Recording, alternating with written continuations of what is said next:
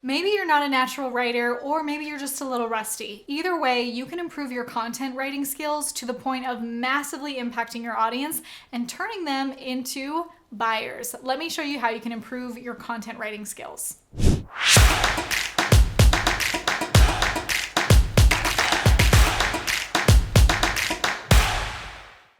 First, let's talk about how you can strategically position your social media to become a better writer. That's right, you can learn to write better by simply scrolling your social media feed. We'll also get into the 3 categories of content that you should be writing for your business. Sectioning off your content like this is an amazing way to make sure that all your bases are covered and your audience is getting what they need from you. And I'm saving the best for last here. I want to finish off today's video by telling you the 1 daily habit that will make you a better writer. Stay tuned for that. One of my favorite ways to become a better writer is, first of all, to consume other people's content. I subscribe to email lists and social media platforms from my mentors and other people in the industry that I really look up to. And just by consuming their content, it gives me ideas. So I want you to start thinking of content this way, with this lens, that you're not just following it to get more content, you're also following it to study and observe your own behavior. Look at your response or your reaction to other people's content. Some of my favorite people to follow online and gain content inspiration from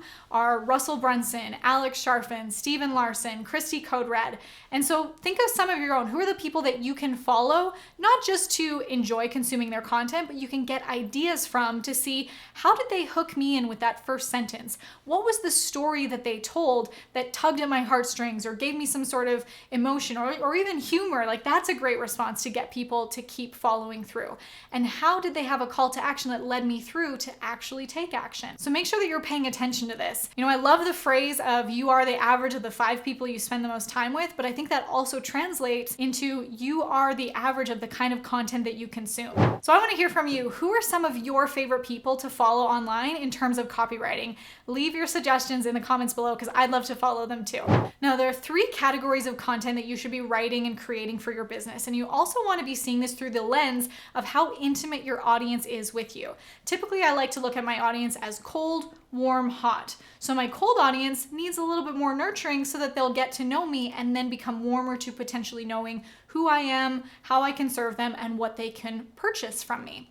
So the first type of content you create is your discovery content. This is where you can assume that your audience is cold. Maybe they don't know who you are. Maybe they've been a little bit introduced to you and your brand, and they don't know too much about the solutions you have to offer. And that's where we want to nurture them through this content, which is going to introduce them almost like that first impression, that first handshake that can lead them into the second type of content, which is rapport building content. This is when your audience is a little bit warmer. You've gone and you've piqued their interest with your discovery content, and they've moved up the ladder to rapport building.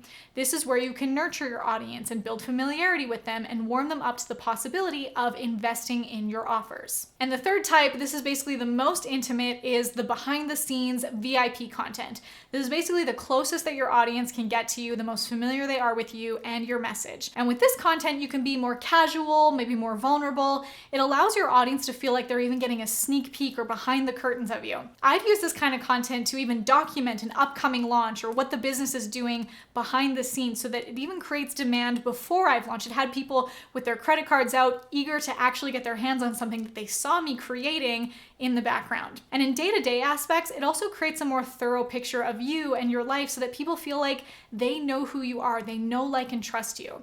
So your behind the scenes content should be intentional and purposeful. Now I'm going to share with you my 1 daily habit that has helped me to become a better content writer. But before I tell you that, have you subscribed to this channel yet? If you want to bring your business closer to infinite cash flow with evergreen content and incredible offers, go ahead, hit that red subscribe button to be notified every time I upload. My number 1 daily habit to become a better writer, this might seem simple, but it's not always easy, is to write every single day. Whether it's a journal entry or a blog post or a social media post, write like it's your job and practice daily. I actually created a personal challenge for myself. I had a blog for many years, long before I became an entrepreneur, and it was such a creative outlet for me and helped me to hone in my writing skills.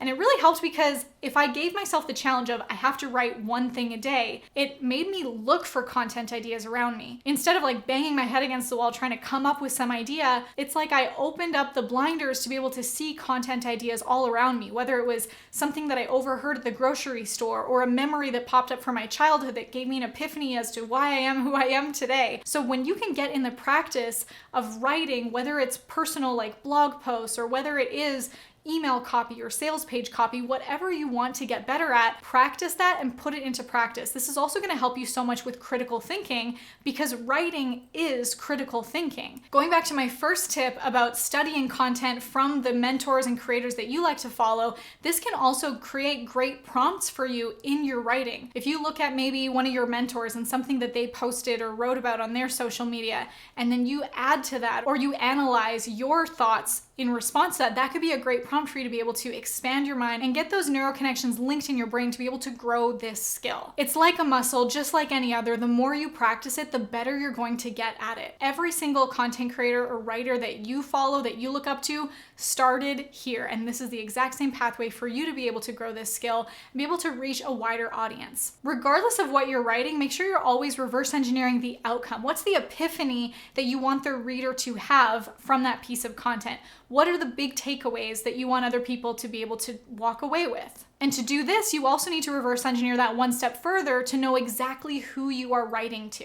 Is your content for 7-figure entrepreneurs? Is your content for kindergarten students? You want to make sure that your messaging is direct to the consumer. If you're ready to take your content marketing to the next level with a 1-day-a-month strategy that drives leads for life, I'd love for you to click the link below and join me for my next free training. This is the exact strategy that my 6, 7, and 8-figure clients use to maximize their cash flow through online content, and you could be next.